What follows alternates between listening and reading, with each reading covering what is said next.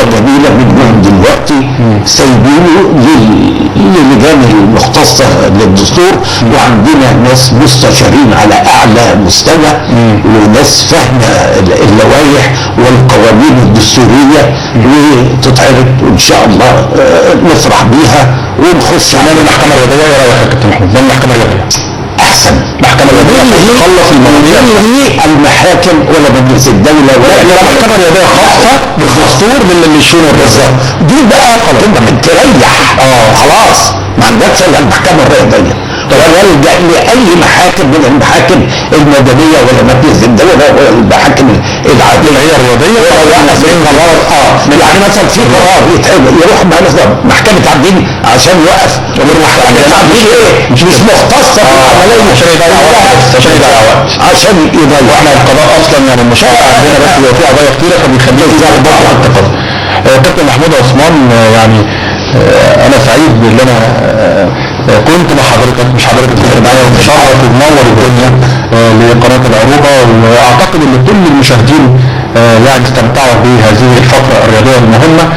انا بس عايز اقول بس خبر يمكن حاجة سريعة كده واحنا مع بعض الاخبار اللي جات لي اب تو ديت. متوعش البرتغالي مدرب توتنهام اعترف برحيل جاريث بيل الى ريال مدريد. بيقول سألوه قبل كده قال انا ما اعرفش، انا مش عارف. اعترف ان هو ب 100 مليون يورو. امير عزمي مجاهد اتنقل لنادي جورجي احتراف لمدة 6 شهور بالاعارة.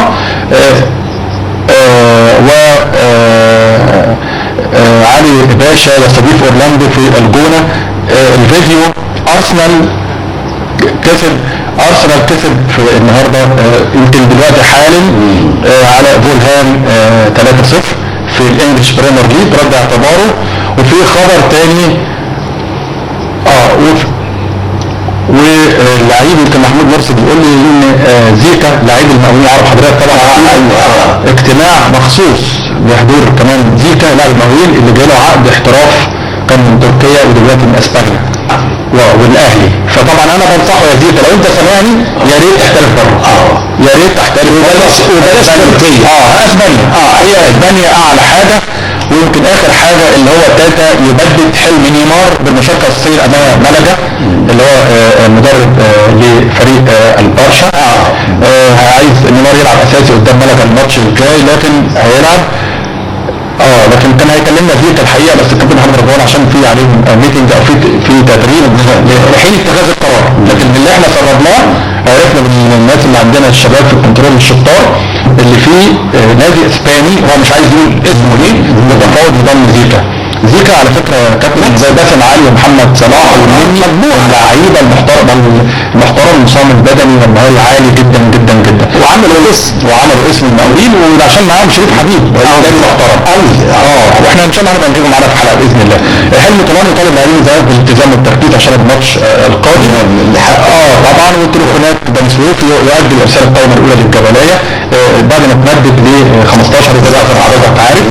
والاتحاد عن طريق الكابتن طلعت يوسف بيجهز لفتره الاعداد. بس هو طلعت يعني ربنا يرفعه بس عايز هو ميراثي عايز فلوس اللي محمد مصالح رئيس النادي السابق بيدعم المستشار حاتم ابو هاشم اللي هو الرئيس المؤقت مع الناس المخلصين اللي هيرجع المستشار حاتم ابو هاشم اللي مكلمه من اسبوع وقلت له ربنا يوفقك وعايزين بقى مش كل سنه الاقي الاتحاد عايزين فوق هيبقى تزود مكان فوق وامكانياتهم زي ما وبعدين امير عزمي انا يعني ربنا يوفقه عزمي مجاهد حاجه عظيمه جدا ونفرح ليه ونفرح لاي مصري في اوروبا ودي حاجه عظيمه جدا لان زي ما انا بقول لك يا استاذ ياسر بلدنا حلوه بلدنا كبيره في العهد الحلو بتاعنا في عهد يعني السيسي الراجل المحترم الداخليه محمد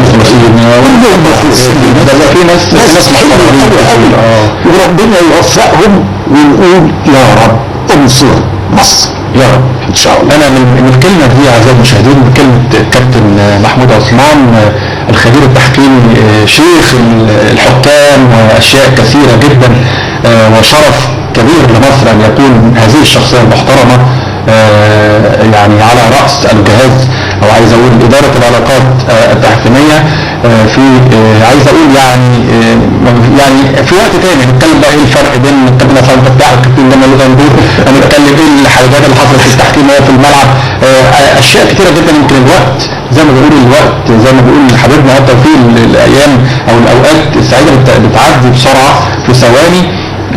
اعزائي المشاهدين، انا سعدت ان انا كنت مع حضراتكم في هذه الفقره المميزه من يعني عايز اقول من البرنامج الجميل والفقره المفتوحه مع الكابتن محمود عثمان، مع وعد ان شاء الله قريب. هو راجل يعني ملتزم وانا بشكره على التزامه، اللي هو بيقول انه تحت امر العروبه، اسم العروبه اسم على المسمى، اسم جميل.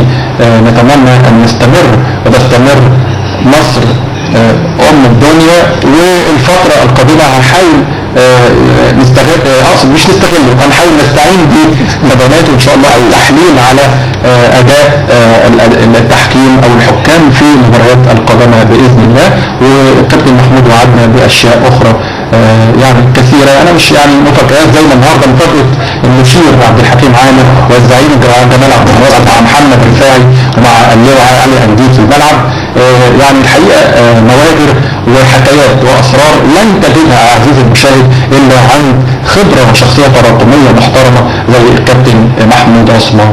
اعزائي المشاهدين، العروبه في كل مكان، سعدت بصحبتكم في هذا الوقت الجميل مع الكابتن محمود عثمان، ونعدكم ان شاء الله بفقره وحلقه قادمه من برنامجكم ومن قناتكم المميزه قناه العروبه.